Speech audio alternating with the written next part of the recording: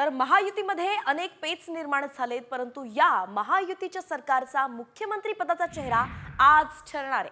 भाजपच्या विधिमंडळ पक्षाची सकाळी 11 वाजता बैठक होणार आहे आणि या बैठकीसाठी भाजप निरीक्षक गुजरातचे माजी मुख्यमंत्री विजय रुपाणी आणि केंद्रीय अर्थमंत्री निर्मला सीतारामन या मुंबईमध्ये दाखल झाल्यात।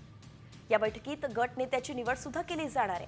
गट नेता निवडीनंतर सत्ता स्थापनेचा दावा केला जाईल। तर आज दुपारी 2:30 वाजता राजभवनात राज्यपालांना भेटून सत्ता स्थापनेसंदर्भात पत्र दिलं जाणार आहे आणि त्यानंतर महायुतीची एकत्रित पत्रकार परिषद सुद्धा होणार आहे।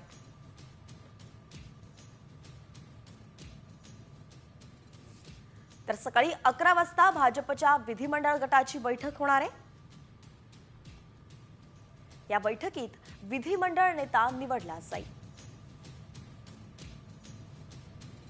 फडणवीस, अजित पवार वर्षा बंगल्यावरती जाऊन शिंदेशी मग चर्चा करतील।